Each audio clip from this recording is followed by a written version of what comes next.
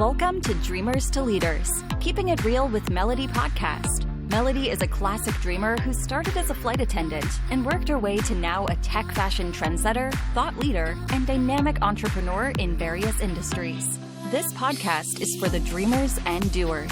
Learn how to think, act, and speak big as business leaders share how they turned from dreamers to leaders. Hello, and welcome to the Dreamers to Leaders podcast. I'm your host, Melody. Our guest today is a manifestation and mindset coach. She is an international best-selling author, a speaker, and she specializes in helping people manifest a joyful and abundant life. Ladies and gentlemen, please help me welcome Jenn Adamson. Hey, Jenn, welcome to the show. Hi, I'm Melody. so excited. It's been, 3 months in the making? And finally, it has been. Right? We're finally connecting. I'm so happy to be here with you. So shout out to Kara and Liv, our peeps who made this happen. Yeah, they're amazing. All right. And we're talking about manifestation. So you manifested me and I manifested you. How's that? Absolutely, 100%. We're always manifesting. We're always manifesting. That's right. So I cannot wait. And I'm sure our audience are excited as well to find out more about your manifestation coaching, as well as the books that you have authored. And thank you so much for this book. Let's start with your dreamer story. So how did it begin? How was it like before you became a manifestation coach, an author, speaker, and all that good stuff? So walk us through your journey, my darling. Yeah, absolutely. Absolutely. So I love to start that my journey had two big dark nights of the soul. And I know not a lot of people often share that. My personal belief is that I learn and I grow from personal stories of vulnerability, facing adversity, and how we all have the capability to rise above. And so my first dark night of the soul started, it was a little over a decade ago. I was in corporate America consulting Fortune 500 companies and sustainable business practices. And I was really quickly going up the corporate ladder. At the time I was manifesting, but I didn't realize I was doing it. So there were many times where I was like, I want this promotion. I'm going to get this recognition. I'm going to win this award. I'm going to be nominated for this. And sometimes in a matter of weeks, sometimes months, those things would come into my reality.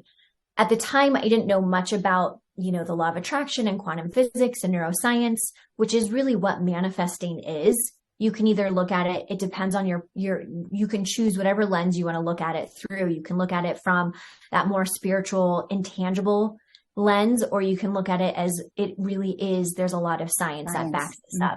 Yeah. I agree. So I like to bring both of them together. That's my personal style. But at the time, I didn't realize that I was doing this. And there was this underlying belief that I had, or story, that the more success that I achieved and attained, the happier I would be. It was just a story that I had had since I was 7 years old. And so I was quickly working my way to the proverbial mountaintop. But the more that I would, go to the next achievement, I didn't know it at the time, but I was in this really vicious cycle of hustle culture and achievement. It was, I would get to the achievement, be really happy for a very temporary time, and then I would crash and want to go to the next thing. Now looking back, what I was doing is I was putting a lot of my own worth and value on external sources because I didn't know who I was.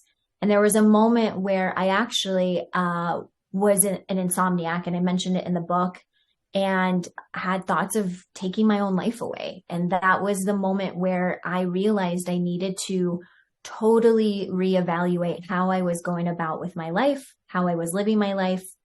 And that was one of the pivotal moments that led me more into the spiritual, more intangible things about the deeper meaning of life and what it looks like to be purpose-driven and what it feels like to experience life-affirming moments and have a life that ultimately is very fulfilling and brings me a lot of joy.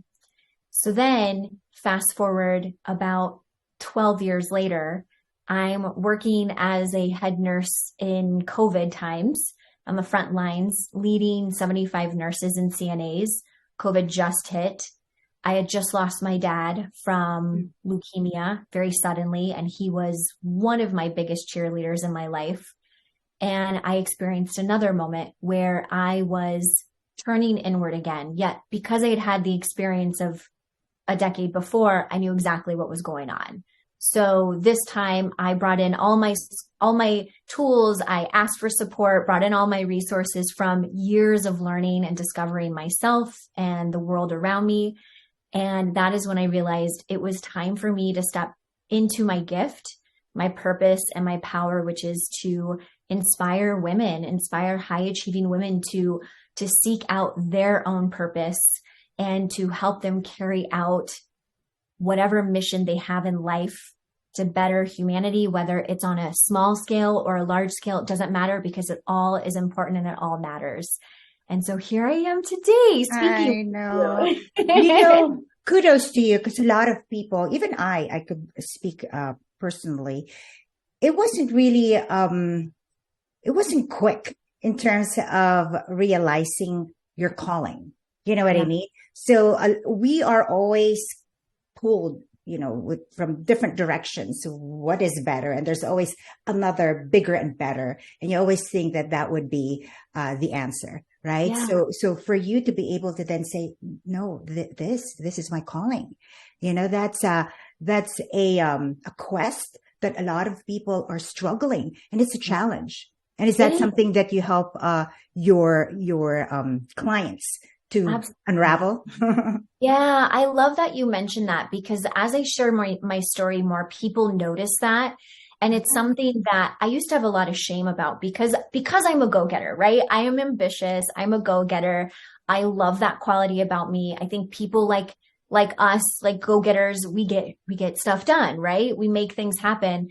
But with all of that said, there is this really fine line between being, grounded, not being fulfilled, pouring into our own cup, and not depleting ourselves where we're just working and operating on fumes. And so what I have learned, I used to have a lot of shame about the fact that sometimes I don't know what my next step is, or sometimes I'm like, what is the next step? And I've realized that here's the thing. I always get curious. It's about consistent 1% small change over time, making the commitment to yourself and allowing yourself to be curious enough to ask yourself those questions. What is lighting me up? Maybe right now, what this thing is what I'm focusing on right now, this art or this craft or this writing or this project is really lighting me up. But then sometimes I'm a person who's multi-passionate. And so sometimes I have learned to be able to set things down gently and be like, I'm going to come back to this, because right now where I'm finding myself wanting and leaning towards now is this new thing. And it's all connected. And I used to feel like I had to compartmentalize, but what I've learned and I've discovered is that the more that I allow myself to be curious, the more that I commit to my path of 1%, and the more that I allow myself to experience joy and pleasure in life, the better version I am of myself, the more I can give to other people, the more that I can give to my family, to my daughter, to my clients, to my viewers on social media.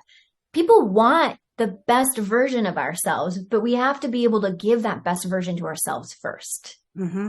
And how to find that, and how to be able to get to that path of reinventing yourself and finding the better version of yourself is where I think the challenge is. And that's why I think your topic is really valuable, because of all the things that we are bombarded. Everyone again is pulled on all these directions, and it's like a common thread. I hear that, multi passionista is what one of my guests have coined it. So then I won't feel so bad about having all these. But going back to your craft of manifesting and but more importantly, it's the inner work that we all have to do. So now I think there's a movement of the society waking up and knowing that, you know what, it's not the external. It's really not from the external that you would get it. And you alluded, to that. It's when you go inward that you would find your inner calling, not someone else's inner calling. It's Jenn's inner calling. It's Melody's. It's our audience. It's your inner calling that you would have to really go inward and silence everything in order to find that out. Yes, right? Absolutely. And I love that you said that. It's the stillness. And I think, so part of my story is when I was in my early 20s, it was before I was a mom and before, I was just at a point in my life, and I'm grateful for it, where I was able to leave everything and go to India for 6 months. Now, not everyone needs to do that. And I understand that could be highly disruptive for a lot of people. They're like, I can't do that. And you don't have to. And that was just my path. That was my journey. And so, but here's the thing, what I have learned and understood is that everything that I learned in India was really hard to integrate back into Western civilization, Western culture. What it required was just taking 30 seconds in the morning when you wake up to express your gratitude for the day or set an intention of how you want to feel. It really is just these simple little shifts and tools that if we commit to them on a consistent basis, I'm a big C word. It's like commitment, consistency, courage, curiosity. I'm finding these are always charisma, maybe. Yeah, charisma, all of it, right? The C's, all the C's. But it really does have the power to totally change our trajectory. I have a client who we worked on, I help women to be in the high performance state. Now, high performance state doesn't mean that you're always going. What it means is that there's this really beautiful dance between high energy and high quality, low energy, yet high quality. We're not always going to be in a high energy state. But I think that we put a lot of pressure on ourselves as women, high achieving women, that we always have to be high energy.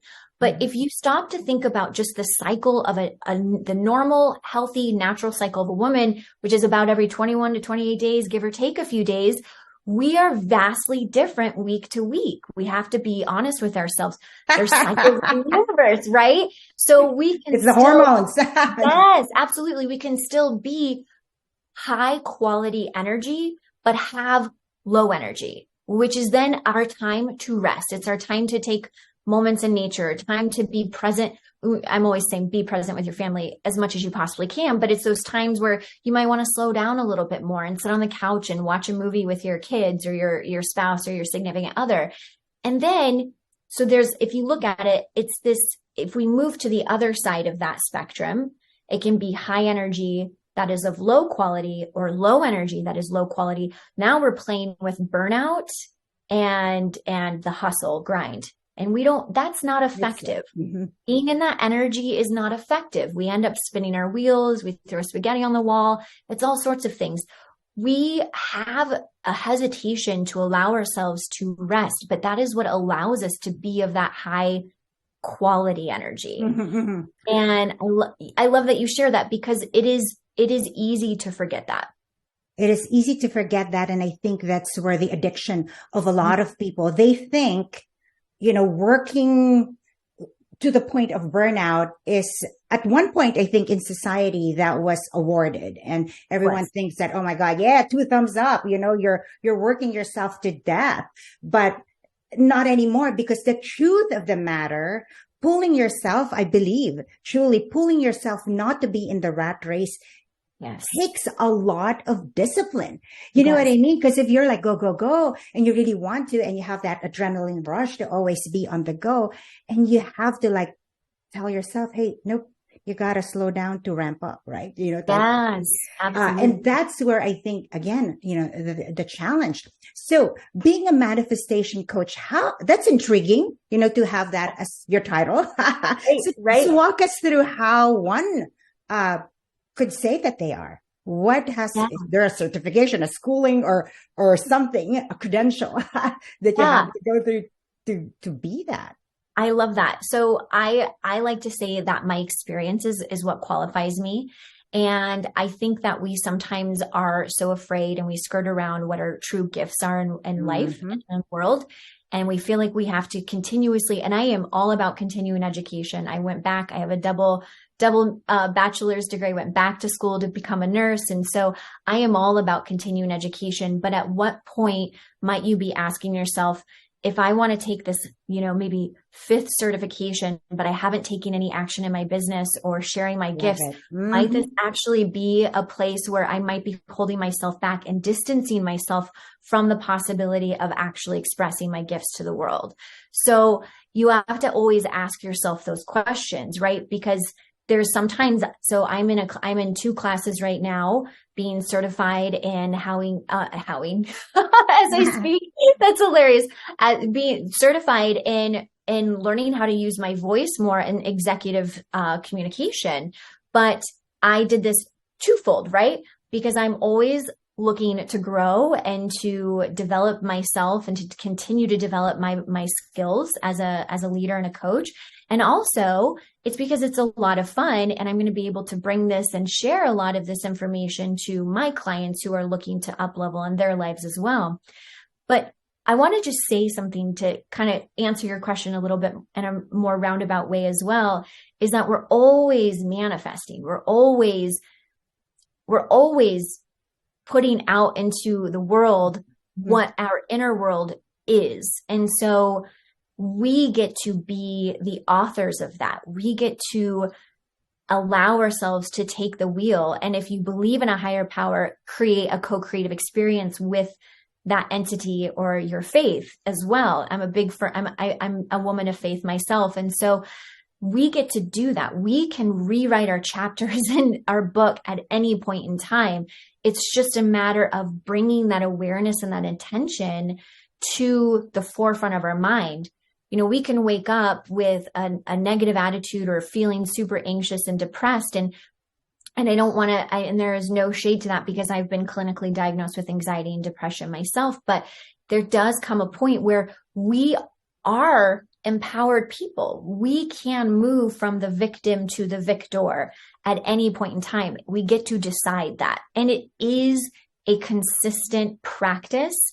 I would say not even just daily, but sometimes it's moment to moment, because our daily lives can be like this many times. Right. I think Abraham Hicks, through Esther, calls that segmenting. So, you got to be able to, segment your day.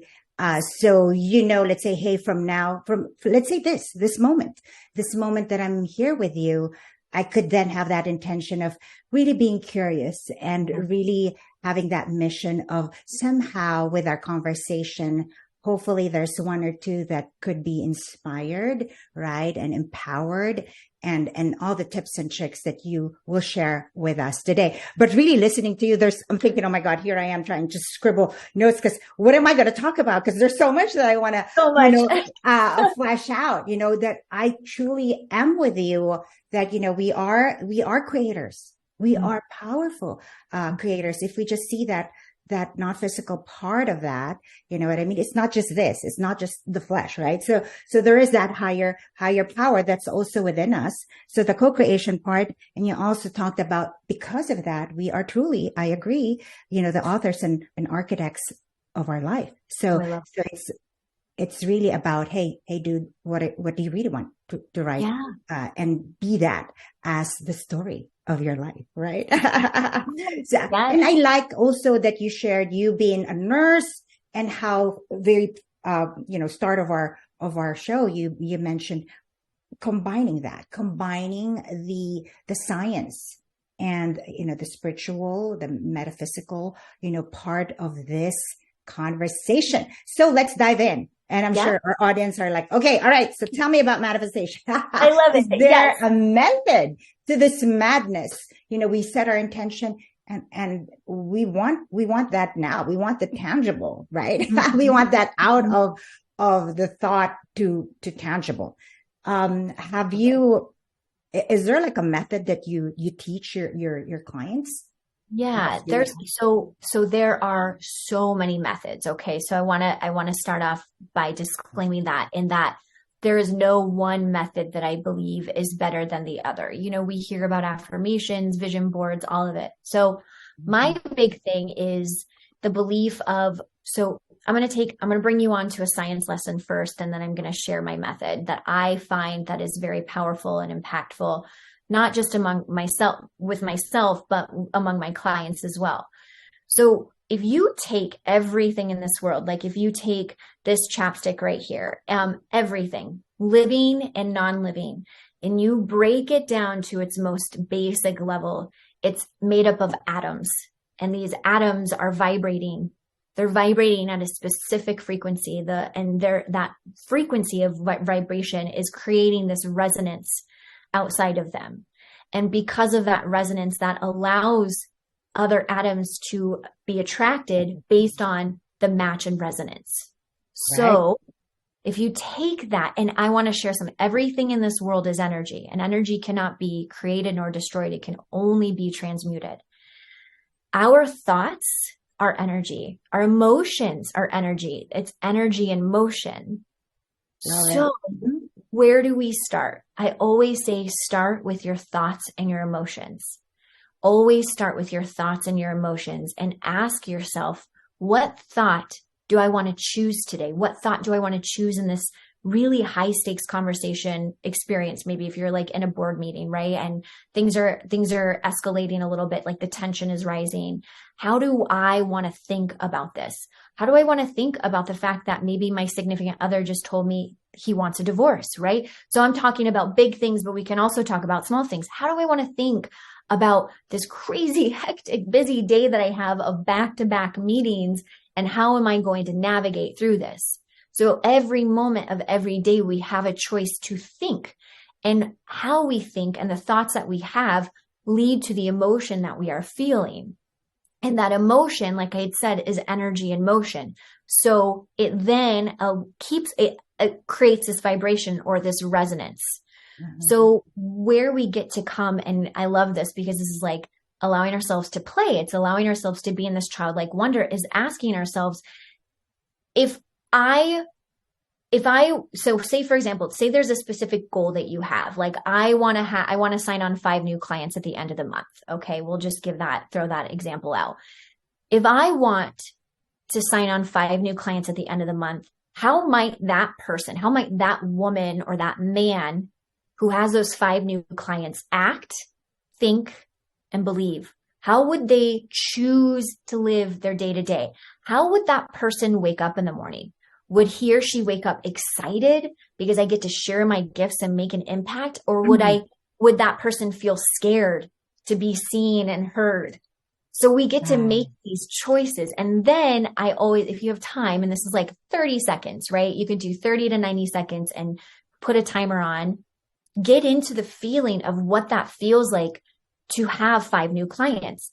And the money part is absolutely an important part. Like, don't ever be ashamed for wanting it because of money, but let's get deeper, because we all have money beliefs and stories, and some of them are very triggering and can be quite non-conducive. Mm-hmm. So if we can get underneath, why do you want those 5 clients?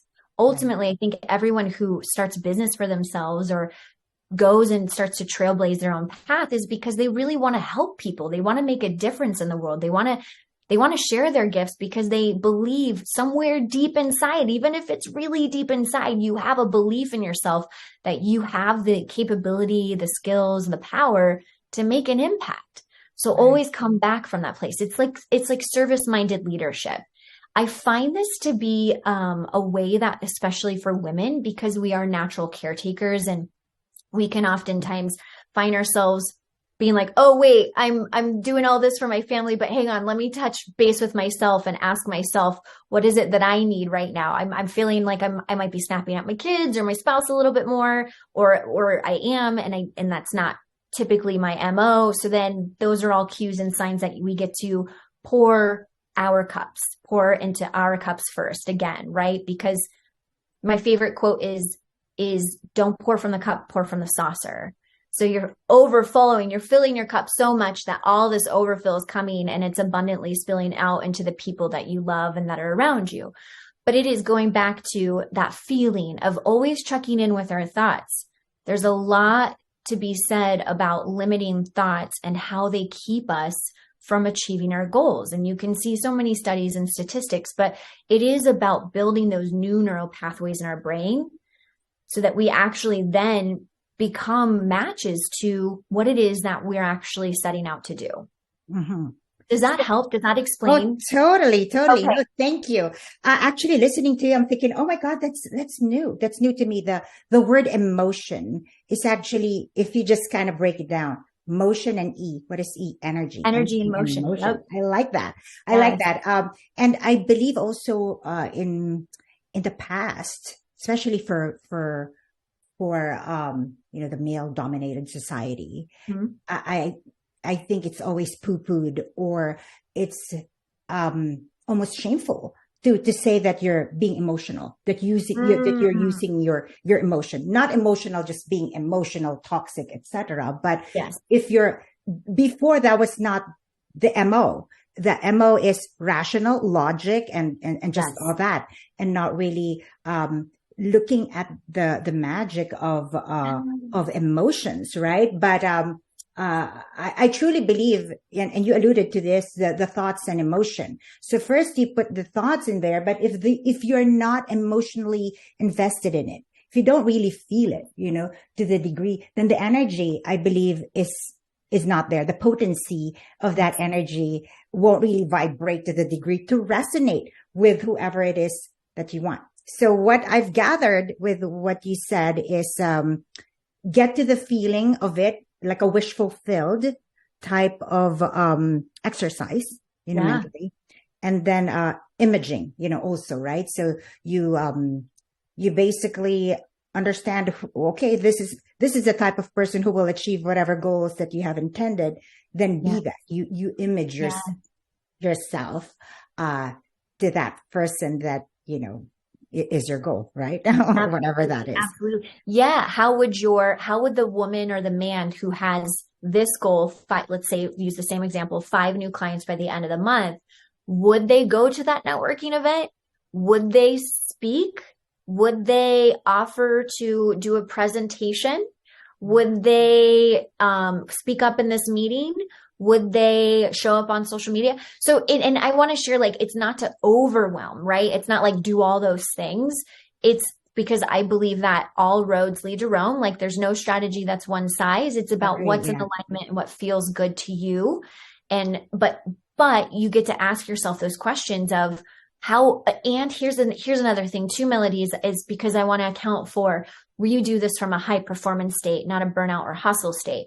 So there might be times where you wake up and the woman or the man who has the goal is going to take the first few hours to actually rest, or to go on a hike, or to go spend Sunday morning spending time with family and loved ones and not doing the work, or not going and being on the laptop. So I want to bring that into that perspective, because going back, yes, it is about our frequency. It is about how we are feeling, and understanding that when we feel good, we can't help but to create a ripple effect with the people around us, whether it's family or future prospective clients or anyone and anything, right? We create that ripple effect. Yeah. So I think that's also, I remember hearing Dr. Joe Despenser, because for me, it's also hard. Like when you wake up in the morning, you're kind of tempted to just jump and do stuff, right? Grab your phone. Yes. To see what's going on. Yes. I'm guilty of that. Totally guilty of it. So, but what he said actually, for me, it helped me, because it's saying, if you do that, let's say the phone, because that's so convenient, right? Everything is just here. You scroll, you use your freaking, finger. What's on Facebook? What's on Instagram today? Exactly, right? So I get a comment today. Yeah. It's just so convenient. It's just so easy that, of course, the lazy side of us, and apparently we're wired to really be, programmed to just be lazy. If we can default to that, then we do that. So anyway, so with me, it's basically saying, hey, I want to be, the creator of my day, right? And it's hard when you're already sucked in to the energy of whatever it is that those people have created. Yes. First create your day. So whatever it is that you need to set intentions and affirmations or what have you, your meditation, do that first. Do the inner work first, right? Before you then get all that stimulus from other sources. So I like that. I like what you said. So mindset. So you talk a lot about, mindset, with a book as well, etc. And I like that you have also established your niche. Not a lot of people, again, it's not easy to simplify, right? It's a genius thing to know and know that this is it. So you have really, understood your clients. So you're working with women, and we all know that women, have this unique challenge in leadership position in the business world. It just true. We are the nurturer. We are expected to perform so many things, right? And how to still be effective as a leader. How do you help your women bosses, your women clients to to excel, overcome obstacles and limiting beliefs? I love that question. I want to real quick, I'm going to go back to the first part that you said too, and then I'll answer your question, because you'd mentioned when we first wake up in the morning, if we're going to our phone, I want to just, to all your listeners, I do that still. Like I catch myself from time to time grabbing my phone, and I just want to convey, if there's one thing, there's no judgment. Do not shame yourself for that, because what that does is it creates that negative thought loop. And then that can really create the trajectory of our day. I want to empower your listeners and viewers that any moment, like moment to moment, there are times where I will reach for the phone unconsciously or unintentionally, not thinking, grab the phone. And then I'm like, ooh, I feel icky right now. You can always choose that new thought, right? You can always shift. We always have the power to shift and be like, okay, I noticed that. Be the gentle observer. Okay, I just did that. I'm not going to beat myself up, not going to judge myself for it. All right, now's my opportunity. I like that. Skills and my tools. Yeah, absolutely. That's because we need to be easy on ourselves. The world can be hard enough already, and really there's a lot of pressure. And then that actually leads me to answering your question is I oftentimes find that my clients, we tend to put a lot of pressure on ourselves. We are the sex that often, our brains are just wired differently than men's brains. And it's not bad. It's actually beautiful. It's our superpower, but we're the ones that we can walk into the living room and we can see that the baby needs to be fed, the dishes need to be emptied, the trash needs to be taken out. And our filing cabinet and our office a few blocks down also needs to be organized. We can think all of these thoughts at any given moment. And can feel very overwhelming, right? What's for breakfast? What's for dinner? Do we have enough in the rack? I just woke up and I'm already thinking about what I'm going to make for dinner tonight. Exactly. Right. It's just who we are. It's just the way that our brains are and how they work. And so how can we utilize that and make it so that it actually plays on our strengths? So I often find, I just had this beautiful testimonial from one of my students in my recent course that I'm not launching, but we're going forth right now in the next 6 weeks. It's called Elevating Women's Voices. And in the first class, I always make a point to invite the students to understand their core values and their authentic leadership style. And the reason being is that we absolutely must know who we are and what we stand for so that we do not become easily swayed or feel compelled to hide behind masks in any environment, especially the professional environment, especially in corporate, right? It is easy for us to feel like we have to play along. It's easy for us to feel like we can't say anything. It's easy for us to be anyone other than ourselves because we feel like we have to be. And the testimonial, the live testimonial I got from one of my students on Monday night was, for the longest time, I felt like I had to be at like everyone else in the room. And what I'm starting to see, I'm going to try not to cry. What I'm starting to see is that my gifts, my style of leadership, my personality absolutely has a place at the table. It might not be like everyone else. I might not always be the logical, pragmatic, rational, super loud, assertive, bold person, but I'm the dreamer. I'm the visionary. I get to help people see in other perspectives. I get to help bring people together to see what this common goal is and rally them and get them motivated. And that gave me chills when I heard her say that, because the more that we embrace ourselves, the more that we are then really bringing out this energy that other people can embrace us too. You know, projection, we always think about like what our like projection, reflection of inside becomes a projection of our outer world. So we must, as women, we have incredible skills. We are empathetic. In 2019, they did a study, Harvard Business Review, and it was a sample size of over 300 women. And they found that females significantly outperform their male counterparts in leadership roles. And there is no shade on men, because I love the male energy, and we need that healthy male energy as well. It's like yin and yang. We need both in the world. Both have a place in the world. But what they found was staggering, was that when they asked the women who were being rated to rate themselves, they were not nearly as generous in their self-ratings as their supervisors were. And a lot of their supervisors were males. So what that tells me is that we tend to hold ourselves back based on our limiting beliefs or our mindset of how we feel like we should be, how we should act. Oh, that I need to make sure I sound educated enough. I need to sound like I know everything. So much racing in our perfect. I can't make a mistake in this presentation. People don't relate to that. What that ends up doing is creating a big wall.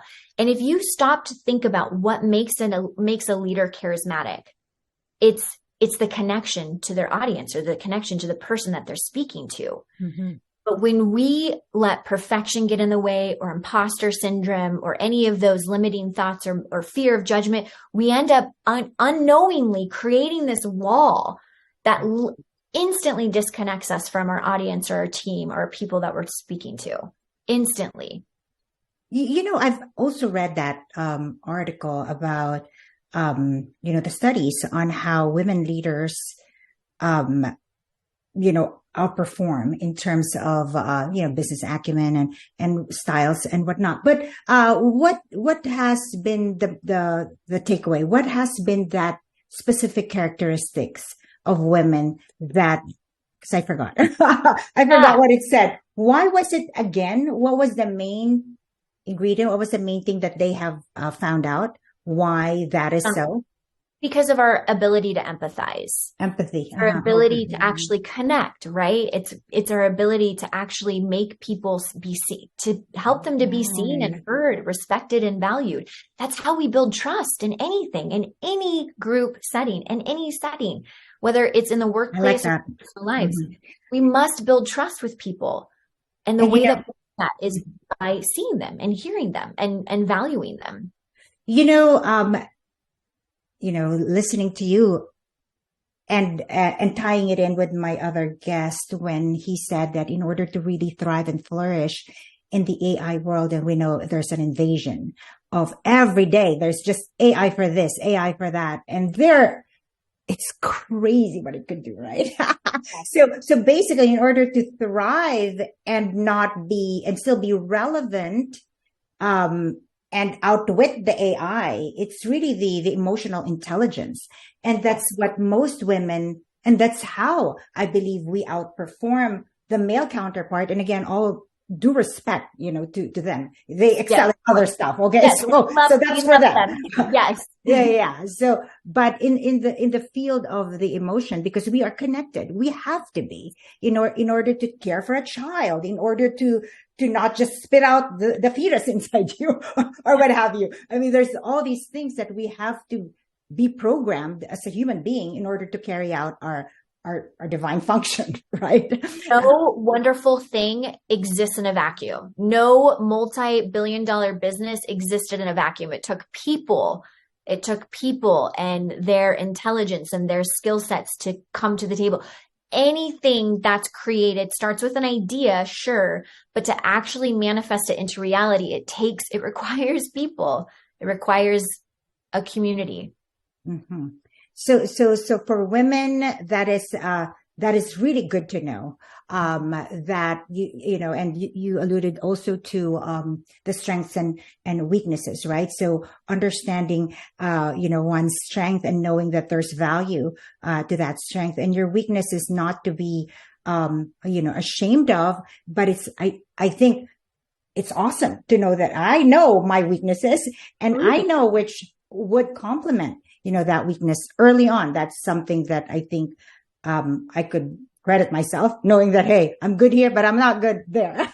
Sure. Yeah, absolutely. So then that's where we get to do like the delegation and it's again, coming always back to ourselves. It's about, is this a skill that I want to grow? Is this a skill that I want to nurture? Is my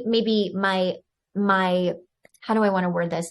Is me not nurturing this hindering the greater good, right? So you can always ask yourself, sometimes it could be, sometimes it's just as simple as delegating and being like, you know what, I'm not meant to know all of it. So I'm not good in tech. So I'm going to have someone else do this for me.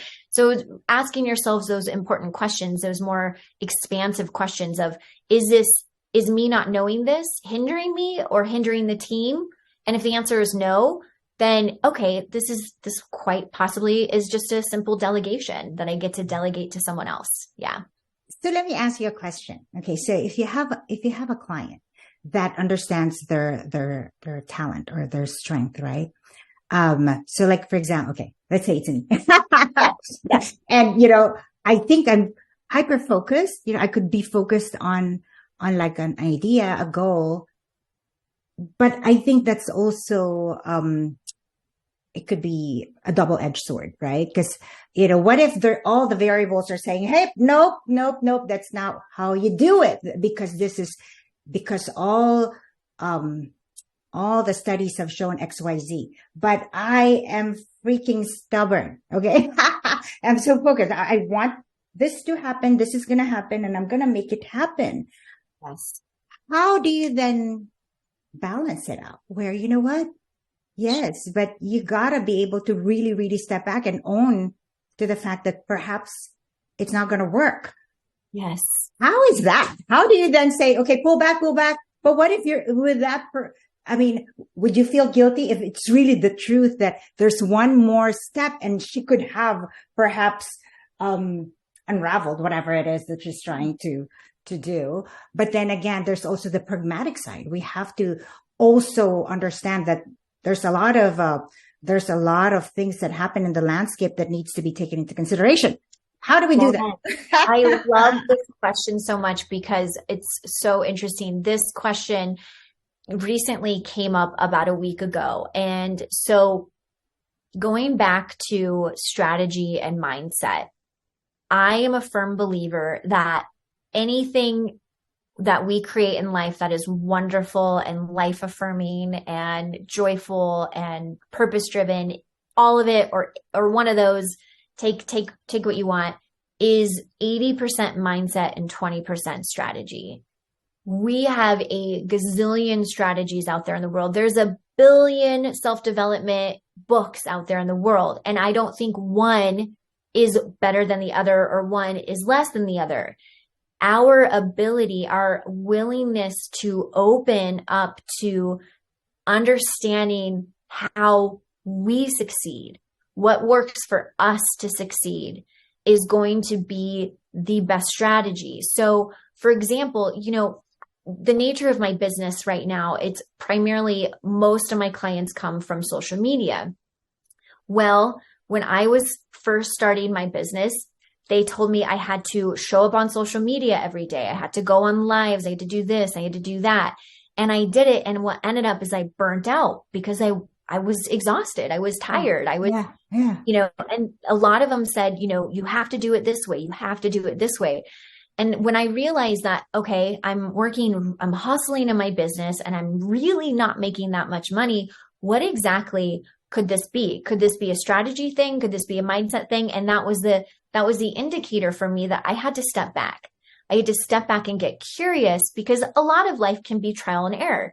We have to allow ourselves, first of all, to be the experimenters, to go into the lab, right? And to experiment and learn what's working, what's not working, what can be refined.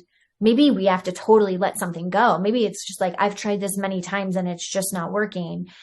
And I made my first 10,000 the next year. The first month I made my first 10,000 from a way that you would have never expected, because I decided to get clear on what it was that worked for me. For you. I didn't want to show up. I didn't show up on social media every day. I maybe showed up a few, if that, twice a week at that time, because I was just learning. I was a baby learning how to start and launch your own business.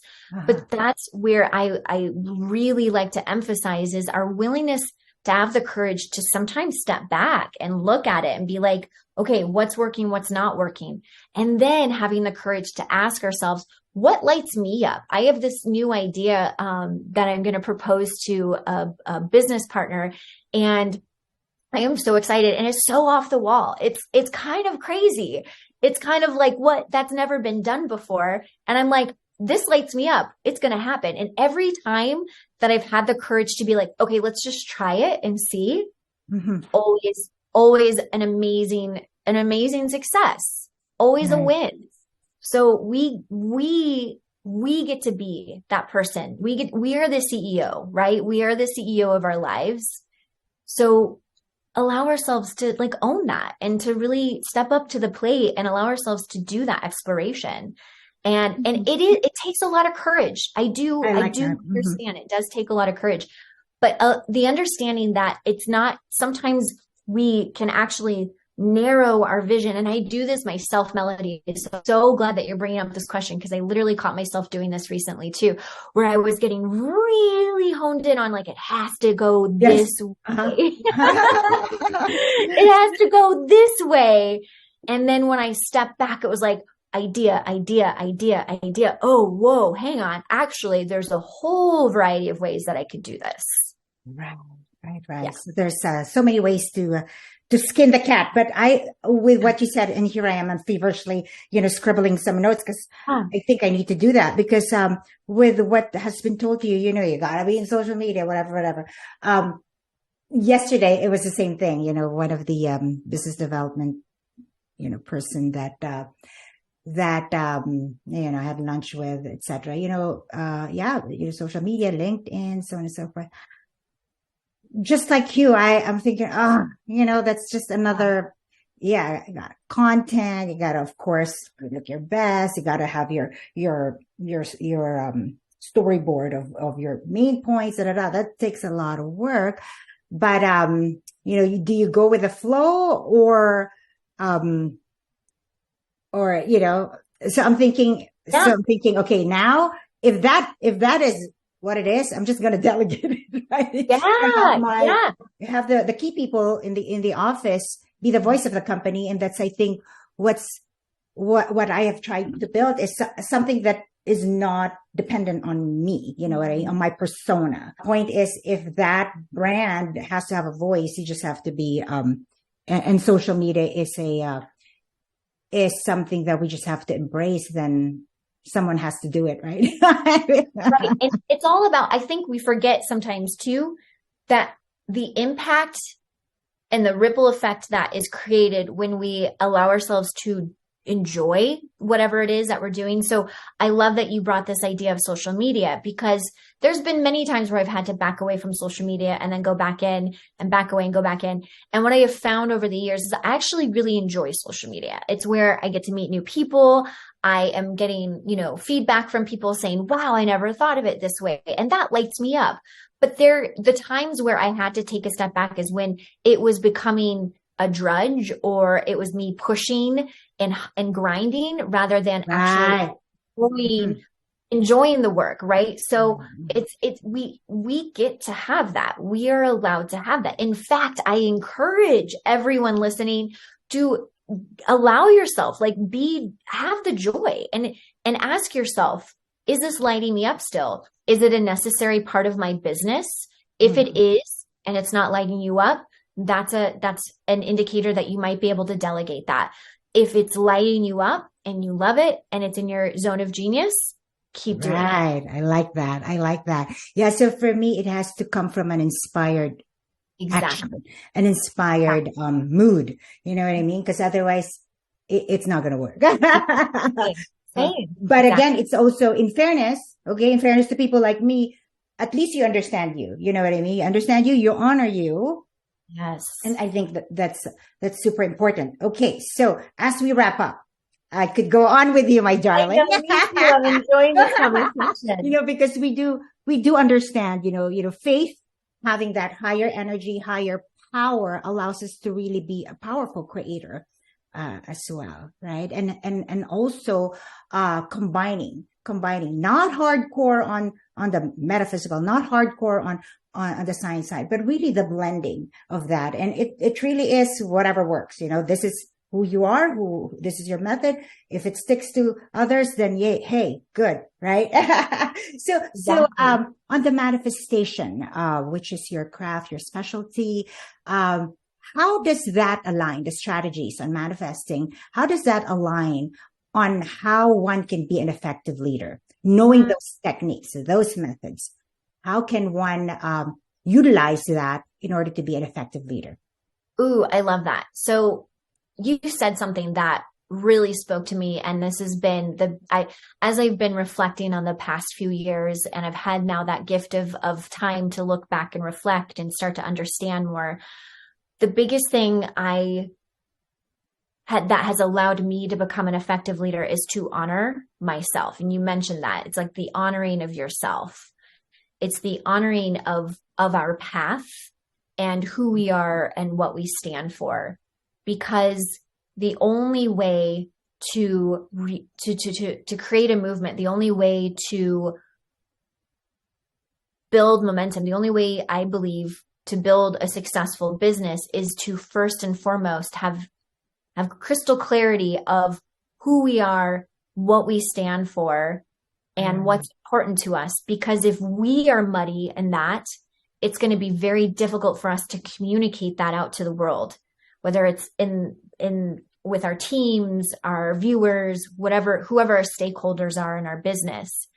And also understanding that the human experience is not a static experience. It's very dynamic.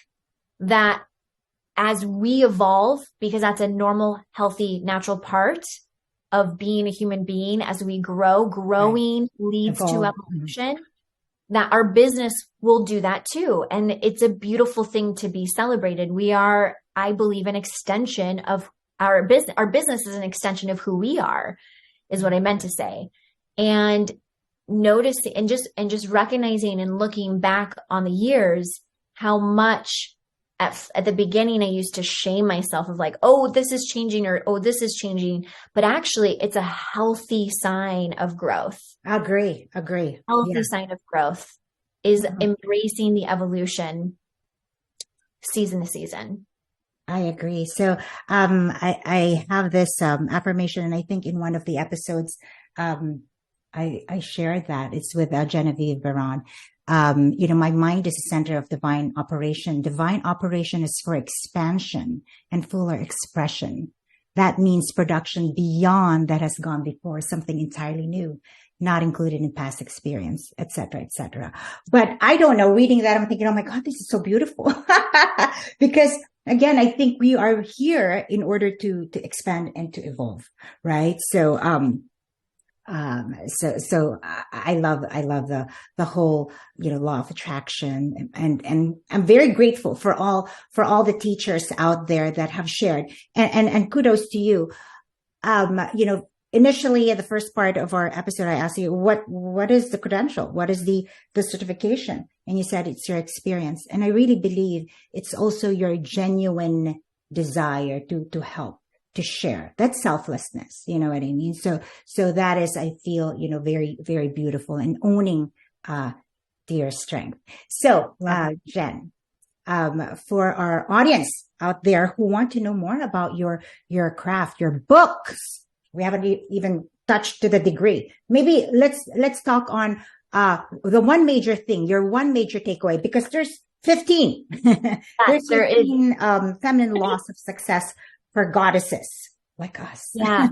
So, what has been the common thread that you've seen, with these? Mm-hmm. Yes. So the book Brave Women Stand is an anthology of 15 women, including myself, who share and who contributed a chapter in the book about having the bravery to continue to keep moving forward. And the theme that is repeated over and over and over again with such conviction is, do not let your circumstances define you, and do not let them define your future success.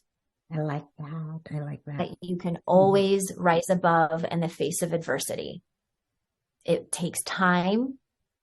Stay committed. Okay, so I want to just share and piggyback on what you said. I remember, again, being of faith, right? They always say unconditional. I'm thinking, no, there are conditions in my head. There are conditions, etc. Sure. So I remember, kind of reflecting and praying, what does this mean? Why does it have to be that it's unconditional? It's hard. There are going to be, conditions, etc. And then I had that question in my mind, and that was a true question. I was seeking answers. And then, so that was a Sunday, 5 p.m. We were going to go to church, and the priest actually was talking about the unconditional love. It still didn't sink in, but I thought, I gotcha. You want me to maybe listen to another perspective, but I still didn't get it. Somehow I feel that now what it means to me is that, there are conditions, meaning circumstances outside. And just because it is so, say we're talking COVID. Yes, say we're talking whatever the interest rates, the high interest rates now, so on and so forth. It's, for our audience, do not let those media hocus pocus or whatever is going on in the economy, what's going on in your physical world. Those are conditions that I think that's what it means. Do not let those conditions dictate the disc that you want to be, or the pipeline that you want your life to lead. Right. So that's my little 5-minute nugget or less, but that's how it resonated to me, what it means, Love that. Thank you for sharing that. That's so impactful, and I appreciate your insight to that as well. Thank you, because it's similar to what you said about not the whole divine laws, right? You're a creator. Don't let your surroundings, your circumstances be the dictator and be the author of your life, right? So Absolutely. Thank you for cementing that, and hopefully our audience are able to also, wrap their head around that. But again, words don't teach. It's life experience, right, my dear? Absolutely. Absolutely. Thank Melody. I love that. And 100%. It's about moving from knowing that we actually are empowered, that we do have a say, that we can be the decision makers of our lives, and we can be the victors of our lives as well. 100%. So just wanted to plug my book that's coming out next year, January maybe, wanting it to be for Christmas, but it's Celebrate, Sales Guide for Those Who Hate to Lose. But I do believe that we are all born here to win in this life, right? So again, for our audience out there, what is the best way for them to reach you, Jenn? Yeah, certainly. The best way is to reach me on Instagram. I'm there very active. So it is, I am Jenn Adamson, and that's Jenn with 2 N's, JENN ADAMSON. And if you have any questions at all, I would love to hear your feedback. What was one thing that resonated with you? Feel free to DM me and share that with me. I love it. I love it. And yes, I maybe want to, chat more with you, with things that we have, kind of unraveled and, in this journey of manifesting. And, we'll definitely, keep in touch. Thank you, and wishing you continued success, Jenn. Likewise. Thank you, Melody. This was so fun. And for our audience out there, keep believing. You got this. Till next time.